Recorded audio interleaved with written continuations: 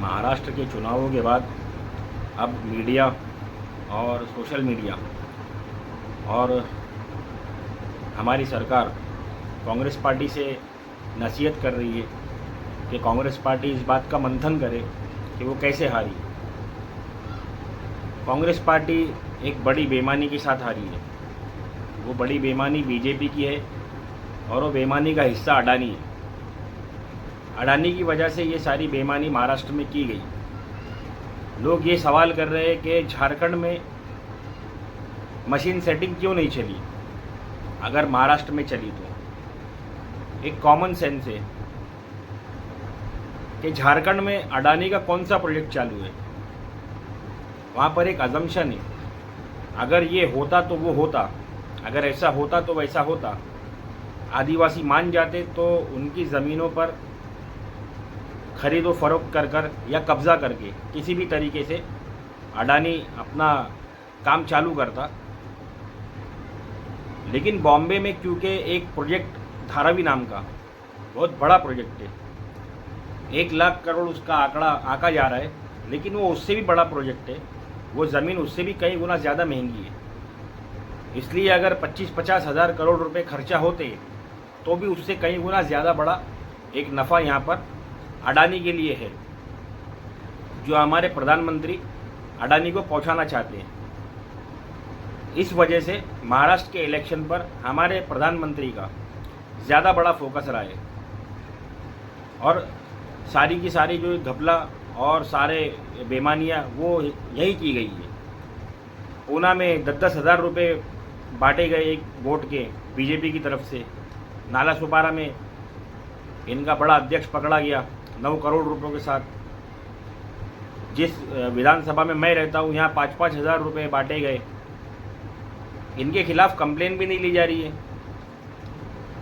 ना पुलिस कुछ करती है, ना प्रशासन कुछ करता है। असल में वो नहीं करते, उसकी वजह ये नहीं है कि वो बेईमान है, उसकी वजह उनको भी डर है कि ये हमारी नौकरी खा जाएंगे, हमको नौकरी पर से हटा देंगे और हम ही पर मुकदमे लगा देंगे। हर कोई डरता है, वो वर्दी में हो या बड़े अफसरी पर हो। इसी के चलते महाराष्ट्र की जनता बीजेपी को लान तान कर रही है, कोस रही है कि हमने तो वोट कांग्रेस को दिया, शिवसेना को दिया, AIMIM को दिया, राष्ट्रवादी को दिया, समाजवादी को दिया, तो बीजेपी कैसे जीत गई, वो भी इतनी बड़ी बहुमत 224-225 सीटों के साथ। क्या सिर्फ एक लाडली बहन योजना चलाने से इतनी बड़ी बहुमत मिल सकती है? नहीं, गलत बात है, झूठ बात है। ये पूरा का पूरा गेम प्लानिंग किया गया अडानी के लिए, सिर्फ अडानी को फ़ायदा पहुंचाने के लिए। क्यों नहीं अडानी को अभी तक अरेस्ट किया गया? क्यों नहीं अडानी पर मुकदमा हमारा देश चला रहा है? आज फिर हमारे देश में वही बातें, बेवकूफ़ी की बातें और नादानी की बातें चलने लगी है कि अमेरिका को जलन हो रही है, केनिया को जलन हो रही है, हमारा देश तरक्की कर रहा है। कहाँ तरक्की कर रहा है हमारा देश? किसान फांसी ले रहा है, गरीब और गरीब होता जा रहा है। मार्केट में कांदे बटाटे जैसी चीज़ 90 और 100 रुपये किलो है। लहसुन 400 रुपया किलो है, 500 रुपया किलो है। कहाँ है सस्ता? मैं मुसलमान हूँ, गोश्त खाते हम लोग। यहाँ भैंस का गोश्त 500 रुपये किलो आ रहा है। कौन खाएगा? कमाई नहीं है, कमाने कहाँ जाएगी? बाहर युद्ध चल रहे, तीसरे विश्व युद्ध की तैयारियां हो चुकी है। वहाँ जो बाइडन अपनी हरकतों से बाज नहीं आ रहे, वो पूरी तरीके से यहूदियत पर उतरा हुआ है, क्योंकि डोनाल्ड ट्रंप ईसाई है। देखो, राजनीति को ना आप लोग अपने फ़ायदे के हिसाब से मत देखो, या ये मत देखो कि ना आपका नेता आपके मज़हब का है। मैं खास करके मुसलमानों से अपील करना चाहूँगा, अपने लीडर को अपने मज़हब का होने पर मत आको। अपने लीडर की सोच को देखो कि वो किस सोच का है। अगर वो इस सोच का है कि वो सबको साथ में लेकर चलेगा, वो मज़हब की बात नहीं करेगा, वो मुसलमान से ज़कात बराबर अदा करवाएगा, और क्योंकि गैर मुसलमान पर ज़कात नहीं लगती, जजिया लगता है, तो वो गैर मुसलमान से जजिया बराबर लेगा। और अपने मुल्क के, अपनी आवाम के, गुरबा के जो गरीब लोग हैं वो ज़कात और वो जजिया उन तक पहुंचाएगा और अपने मुल्क की हिफाजत करेगा। और अगर कभी ऐसी कोई कुदरती आपदा आ गई तो उस समय वो उसी जजिए से और उसी ज़कात से अपनी आवाम का, चाहे वो मुसलमान हो चाहे गैर मुसलमान हो, उनका ख्याल रखेगा। लेकिन ये छोड़कर मेरी खुद की कौम भी जो है ना, वो ये छोड़कर जो है ना कौमी लीडरों को लाने के चक्कर में, कौमी लीडर मत देखो, नीयत देखो किसकी नीयत क्या है। ये नीयत दिखाकर नरेंद्र दामोदर दास मोदी नाम के एक शरीर इंसान ने, एक बदमाश इंसान ने एक कौम को अपने फेवर में कर लिया और देश को जला रहा है। इसको बड़ा बुरा लग रहा है। यूक्रेन में लोग मारे जा रहे, छोटे मासूम बच्चे भी मारे जा रहे। अरे यूक्रेन ने रशिया को नाक में दम करके रखा है अमेरिका के बोलने पर, तो वो भी मारे जा रहे। इसको फ़लस्तीन के मासूम बच्चे नहीं दिखाई देते। फ़लस्तीन जाने दो, हिंदुस्तान में मणिपुर जलकर खाक हो चुका है। बहनों बेटियों को नंगा करके रास्तों पर घुमाया जा रहा है। कितनी शर्म की बात है। चुल्लों पर पानी में डूब मरने की बात है। और इस बेगैरत इंसान को आज तक ये समझ में नहीं आया कि मैं मणिपुर जाकर एक दौरा तो कम से कम कर आऊँ, या मणिपुर के लिए भी वो दुख जताऊँ और वो कोशिशें करूँ जो मैं यूक्रेन के लिए कर रहा हूँ जाके। ये अभी भी चक्कर में लगा है कि जिस दिन डोनाल्ड ट्रंप 20 जनवरी के दिन डोनाल्ड ट्रंप कुर्सी संभालेगा, उस दिन मैं जाऊँगा और अडानी को अमेरिका से क्लियर करवा लूँगा। अभी ये जो बाइडन तो नहीं करने वाला उसको क्लियर, तो मैं अमेरिका से डोनाल्ड ट्रंप के ज़रिए अडानी को क्लियर करवा लूँगा।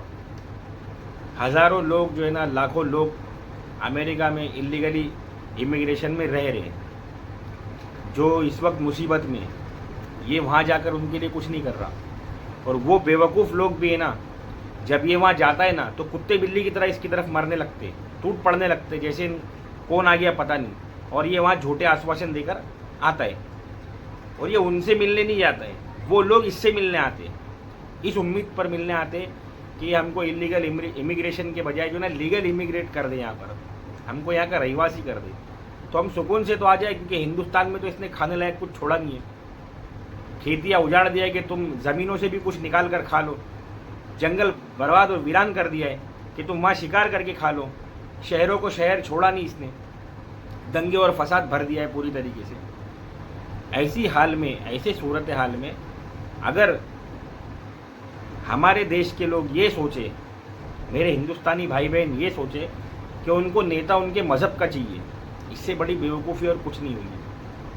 हमको नेता वो चाहिए जो आज झारखंड को मिला है, हेमंत सोरेन। देखो मैं मुसलमान हूँ, लेकिन मैं हेमंत सोरेन के बारे में अच्छा बोल रहा हूँ। मालूम है क्यों? वो अच्छा आदमी, वो किसी मज़हब से आता हो। मैं मुसलमान हूँ, लेकिन मैं डोनाल्ड ट्रंप के बारे में अच्छा बोल रहा हूँ, जबकि मेरे को मालूम है डोनाल्ड ट्रंप भी शरीर आदमी है, बदमाश आदमी है, लेकिन जो बाइडन की तरह बदमाश नहीं है।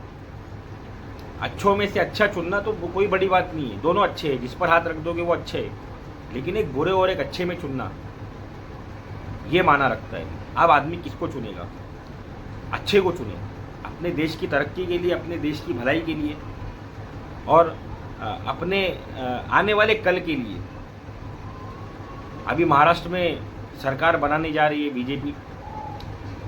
मेरी पब्लिक से डिमांड है, मेरी पब्लिक से दरख्वास्त है, वो री इलेक्शन करवाने की बात को रखे और संवैधानिक तरीके से, असंवैधानिक तरीके से नहीं, क्योंकि हम बंदर की औलाद नहीं है। हम इंसान के बच्चे, इंसान की तरह रास्तों पर आकर शांति से प्रोटेस्ट करें, प्रदर्शन करें और कोशिश करें कि हमारी ये सरकार जो है ना, ये ना बन पाए। वरना गुज़िश्ता 5 सालों में इस सरकार ने सिवाय बेईमानी और सिवाय फसाद के हमारे देश में कुछ नहीं किए, और ये आगे भी यही करेगी। मेरी बात अगर आपको अच्छी लगी हो तो मेरे चैनल को लाइक करें, शेयर करें, सब्सक्राइब करें और बेल आइकन के बटन को ज़रूर प्रेस करें। अस्सलाम वालेकुम वरहमतुल्लाहि वबरकातुहू।